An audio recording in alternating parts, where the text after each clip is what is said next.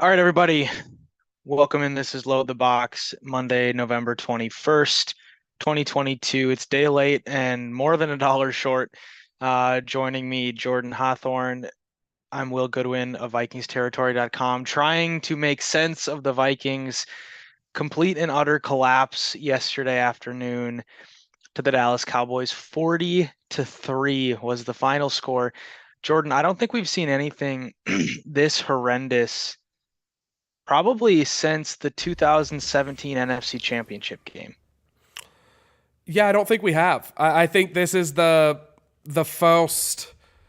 I don't know. I've been trying to reconcile what happened yesterday. I was very public online and to all of my friends. I turned the game off at a couple of drives after halftime, well before they pulled Cousins and all the starters and everything. I think it was it was Tony Pollard, the first touchdown to open the second half. And I turned it off because the new Pokemon game came out. And I was like, I'm just going to play that. And maybe I'll put the game on like my tablet. And I just never got around to it. I just ended up playing video games. And my wife was taking a nap.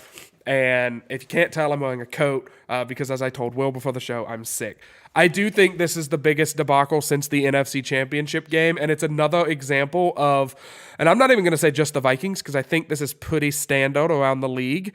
You win emotional games, you have to be built differently to come out that next week and not either be feeling yourself or be feeling like, maybe there's a little bit of like a, you know, God's on our side. So, like the football gods are on our team. So we're fine. We can go in and continue to just, the ball just bounces our way. This is our year. No, it's not. The Dallas Cowboys just had the opposite happen. They got buffaloed to a lesser degree, but they lost after leading by 2 possessions at halftime to the Green Bay Packers, who are not viewed as a very good football team. So they came to Minnesota on a mission. Minnesota came back to Minnesota feeling themselves way too much, and I think they got humbled, and I think they have a lot of self-scouting to do if they want to avoid Cousins getting sacked 7 times again against New England's defense. I think that what would be the most fitting, because I don't think let me pose this question to you. Are you like that upset that this happened? Like, are you that, like, I've seen a lot of people saying like, oh well, we were fraudulent, this team's not that good, we're gonna go one and done in the play. Are you out on this team, or is this just like basically everything I just said, an emotional win, leading to a big loss? What's your take on it? I mean, chide me if you want. I don't know if this is enough evidence to really say that this team is a fraud. It's one game. Obviously, it was terrible. Obviously, I mean, I checked the the stats, season stats after the game. The Vikings now have a negative point differential for Yeah. the season based on that game. Like that's how bad it was, and they're an 8-2 team. So clearly, it was a terrible game. I think you're right. There was probably a little bit of feeling themselves. I mean, Justin Jefferson said something to the effect of "This is our year." On Sunday or Monday of last week. I think also there's an element of they were probably exhausted from that Buffalo game. A, it went to overtime, so you just have more snaps. B, it was high scoring, also more snaps. C, it was emotional and you flew across the country. So all of that, I mean, the team's not going to use that as an excuse, and nor should they. But that's part of it. But the bigger part of it is they just were not ready to play for whatever reason it was. You could tell from the first series when Cousins got sacked and fumbled that I'm not even saying that that was like, Cousins wasn't ready for the play or anything. It just you could tell that the team was not there. And it was kind of over as soon as it started. And I don't really to answer your initial question, I'm not out on this team yet. I think if this continues and we see this, cascading into the Patriots game and then the Jets game, and then they go to Detroit and lay an egg, then there's going to be some more severe doubts. Obviously, this team's going to make the playoffs unless they lose like the rest of their games. So that's not really the question here. The question is more obviously, can they advance in the playoffs? Can they make some noise? Can they get to the championship, get to the Super Bowl, etc. Um, at this point, it's a great opportunity to learn. It's a rookie head coach. He got absolutely out schemed and out prepared and out coached and had his worst game as a head coach. And the thing that I like about this team that has not changed is that they take accountability, they take ownership of their mistakes, and they're ready to work on it and they're ready to go put their best foot forward. And so, um, like, yes, they said all the right things after the game yesterday, but also you could tell if you watched their, very, very short press conferences that this really bothered them and they were ready to get back to work. I think Adam Thielen said something to the effect of he was going to start watching the film tonight, as in Sunday night after the game. So they're ready to put the work in. They're excited for this opportunity on Thursday. I mean, as a fan and as a podcast host slash writer, I'm curious. I'm curious to see what sort of energy and what sort of efficacy they come out with on Thursday night, because they're going to have a lot to prove to themselves and to the fans. Yeah, I think that it's crucial, and this is. I kept telling my wife yesterday because I've made it very public on the show. My Sunday routine is me, my brother, and my dad, and then wives, girlfriends, children, like whole family gets together at my dad's house and we watch the Vikings. Because I'm sick, I could not go over. And I've done that. This has happened. I've said this is like my 16th show in 10 weeks through the season that I've been sick. But I've had to miss a couple of games over there. Yesterday, for some reason, just felt different. And like we started getting blown out, and like even me sitting at home on my couch, I was just like, yeah, okay. Like, and it just kind of felt from kickoff. And I kept telling my wife, I don't know if it was because it was on CBS and I'm not used to watching the Vikings on CBS. It just felt off. I said maybe it's like the way CBS balances the crowd noise. It felt off for me watching the game, and then it definitely felt off for the guys who were, getting beaten by 37 points, hung up on them. I will say, you sent me, and this was, I thought, an electric, you should be a head coach somewhere in football. You sent me a litany of scars of teams that were very good that got beat by like 3 or 4 or 5 possessions. And granted, none of them were 37-point losses, but I think you did miss the... And I think, I could be wrong here, I think you missed the biggest one, and that was the 2020 Buccaneers got beat 38-3 in 2020 and went on to win the Super Bowl as a wild card team. So they didn't get any home playoff games. The Minnesota Vikings will likely be at minimum a foul seed. They will get at least one home playoff game. And, I think this will be not my final take, but this is going to kind of be how I put my bow on this before maybe we talk about who should be blamed. I told my brother, I name the team in the NFL right now that is undoubtedly the absolute best team. There's no chance that they don't go to the Super Bowl. There's no chance they don't win the Super Bowl. There isn't one. I mean, Philly lost to Washington. Buffalo lost to Minnesota. Minnesota got blown out by Dallas. Move over to Kansas City. Kansas City got beat by Buffalo, who got beat by Minnesota, who got blown out by Dallas. I mean, like, you can just, it's spider webs. It's yawn going all over the Coke bout. It's, the league is at a level of parity right now that I think is so amazing, because Dallas is probably going to be a wild card team, and they just smacked a very good Minnesota team. And if you're listening to the national media, the narrative is, well, this is what happens when Kirk Cousins doesn't get to play at 1 p.m. or at noon. Kirk Cousins does. Show me the quarterback that wins that game yesterday. Pat Mahomes doesn't win it. We've seen him get pressured half that much. It was a really ugly Super Bowl that everyone said his O-line was too bad. Tom Brady, anytime Tom Brady gets pressured at even a medium amount, he usually loses. I mean, Josh Allen? No. Like there's no, maybe Lamar Jackson just because he's so fast. But if we're going to play this game, how many of these one-score close games do we lose because we have Lamar Jackson's arm talent, not Kirk Cousins' arm talent? It's put it behind you. They have a quick turnaround. This team needs to get ahead. But now the important thing, who is your number one wanted poster? Who is to blame for yesterday's loss? Because I do want to take some names and put some heads on some stakes here. Who do I yell at? Who do I get angry at for getting beaten so badly? I don't know if there's so much blame to go around that I think the only person you can't blame quite frankly, is Greg Joseph. Best play on the team. Best player on the team yesterday. I think he's the only player you cannot blame. He made his only field goal, and he had 2 kickoffs, which amounted to nothing. So, great job, Greg. I would say, I'm going to say Ed Donatel. It just felt like he was vast, like the defense was vastly out something. I mean, I'm almost like lost for words. Yes, there was a lack of energy from the defense, but also there was just gaping holes. Can I jump in really quick? Because I think I know the word you're looking for. They won't out anything. They will miss something. They were mismatched because we kept putting Jordan Hicks on Tony Pollard, who made it literally looked like Alabama playing UAB yesterday. Yeah. Like just the speed differential between our guys and specifically Tony Pollard. I think that's the most fitting word. Please continue. Yeah. I just wanted to jump in. Yeah, I mean, you mentioned Tony Pollard. We need to give him his flowers. That dude can play.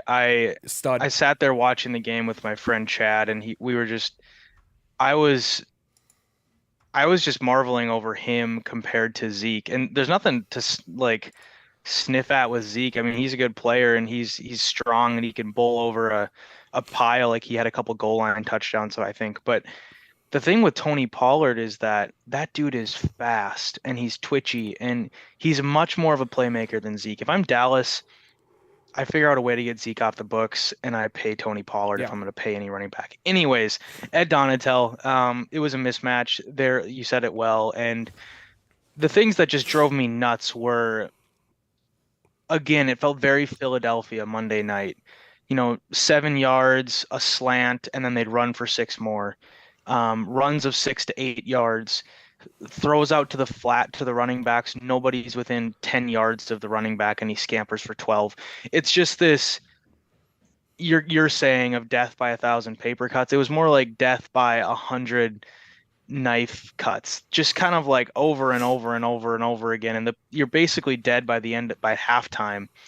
But the Cowboys had more knives in them, if you will. It's just, I think that's what I would say, because the offense was terrible. Like, make no mistake about it. But the defense's inability to make any stops whatsoever gave the offense nearly no chance, because they're dropping back to pass and Dallas is just pinning their ears back and going after Kirk. And so when there was no ability to have any balance on offense, largely due to the fact that the defense couldn't get any stops, you're putting your offensive line just, behind the 8 ball. So I'd say Ed Donatel and just the complete no-show by the defense. Yeah, I think I'll flip it over. I do have a take on the defense, and specifically one person who I'm very upset with or angry at. But offensively, I mean, O'Connell has to take a huge chunk of this blame pie, if you want to call it that. Unacceptable to be calling anything but, like, after the first 2 drives, it should have been, especially once Darrisaw went out, it should have been established, okay, so they're coming. Like, we got to get this ball out fast, and we got to get it out, on quick slants, 3-step drops. We can't really try to push the ball vertically. And maybe and also keep the run game going. It felt like we got away from the run way too soon. Yep.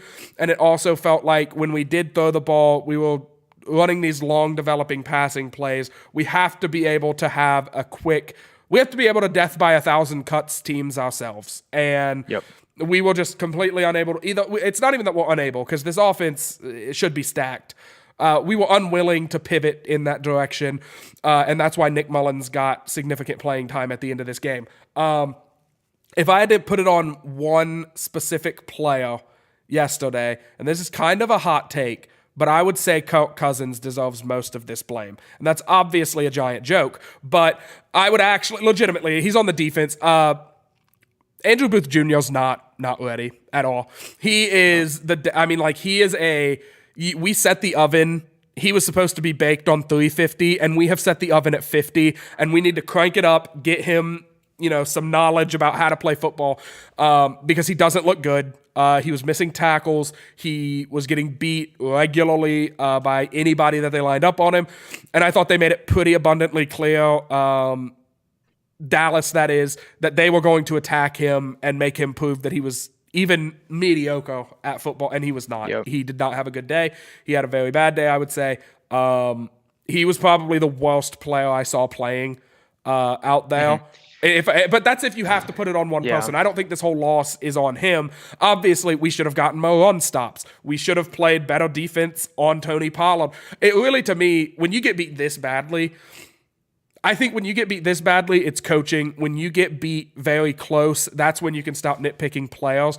And that was my biggest gripe. And this is actually going to be my final thoughts.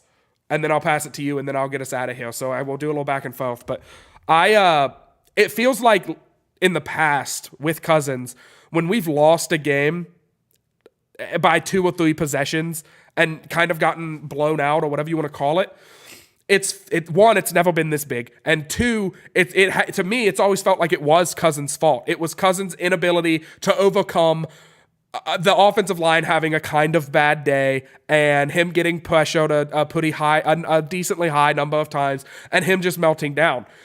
This was obscene. This was truly this was an obscene amount of pressure. I don't think I've ever seen. I can't remember a game where someone got pressured at that rate. Well, the game that comes to mind for me where somebody got sacked that much was do you remember when we played Detroit a few seasons ago and we sacked Matthew Stafford 11 times? It was that kind of a game. You can't win that way with Cousins. You can't win that way with any quarterback. There had been some comments made in the past about teams who have figured out what the Vikings are doing to compensate their lack of talent on the offensive line. Should we be worried that Dallas honed in on those weaknesses and found what the secret to the sauce was and completely wiped us off the face of the map? I don't know. But Minnesota, like I said, they have a quick turnaround. They play in 3 days' time. We'll see what happens with this team, with the Vikings. But to me, this 100%, I think, falls on the coaching. And we just have to do better. And I don't want to sound like O'Connell, but we just have to – the Vikings have to do better. But also, it's not really time to panic. We've seen them, we either win close games or we get blown out. And we're going to be in a lot more close games than we are blowouts. I think that's pretty safe to say. So let's just have a good bounce back. Tune in on Wednesday and hear what we think about this Patriots game. But I'll pass it off to you, and then I'll get us out of here whenever you'll finish up. The last just couple things is, we talked about Andrew Booth. Christian Darrisaw also went out with another concussion, which is concerning not only for the Vikings but also for him and his brain and his head. I mean, head injuries are scary, and he's got 2 of them now in a span of 2 weeks. And you wonder if maybe it was the same one, repeating itself, whatever. I will chime in on this as kind of a concussion expert. I know a lot about concussions. I did a whole school project on them in college and everything. Okay. It is good news that it was not almost a non-contact concussion where his head just kind of whipped and he got headbutt on the play. So that is good in terms of I don't think we need to worry about him being a concussive risk. There is obviously the long-term health of the brain and all of that that's any concussion is bad. But in terms of is he going to be a repeat concussion offender? Is he going to have to worry about that? I don't think he is, as long as Micah Parsons doesn't come at him every week and bam, right to his face mask. So that's kind of good news if you want to look for a bright spot. Yeah, and the concerning thing with that, right, is just the more concussions you have, the more susceptible you are to having them in the future. So there's obviously that piece too, but we're not medical experts, so we won't not by any chance. Dive into that too much. But really the piece that I wanted to touch on there was just that, we had Darrisaw really didn't play, and even when he did play, you could tell he wasn't right. I mean, he allowed 2 sacks in the first 2 or 3 series. I mean, he was not right. He's hardly allowed a sack all season. But then also the lack of Dantzler and/or Caleb Evans really hurt us. You mentioned Andrew Booth. Now, let's be very clear. 2 players do not change that game. The Vikings are still going to lose that game even if they have those 2 guys, just based on the way everything went. However, the way that it snowballed, partially because those 2 players were not there, it could have been a very different game. You never know. I mean, one thing leads to another. And that game just got out of hand so fast that it just, nothing really could have really changed it as the game went on. But it's worth noting, and it's a slight concern depending on Evans' availability for Thursday. Darrisaw will not play on Thursday, but Evans, depending on his concussion protocol, he might play, and that would be huge if he can, because, as you said, Andrew Booth's not ready yet. The last thing though, you mentioned let's not panic too much. Obviously, you lose by 37 at home.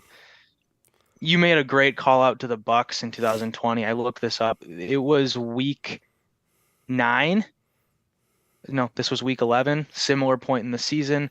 They were at home. They got blown out by the Saints, also a good team. The Bucks, I think, were probably favored going into that game, whatever. So that's a scenario where Bucks went on to win the Super Bowl that year. So um, it's something where this shouldn't bury the Vikings, and I'm sure the players and the coaches are not thinking that, but for the Vikings fans out there, this does not mean the season's over. I mean, like Jordan mentioned, I also sent him a couple scores. Last season, the Rams got just absolutely boondoggled at the 49ers. I think it was like week 8 or 9 or something. They lost like 31-10 on Monday Night Football. It was just an utter disaster. They last year as well, the Chiefs got destroyed by the Titans 27-3. The Chiefs did fine. They made the AFC Championship game. Should have won it. Should have won it. The Rams obviously went on to win the Super Bowl.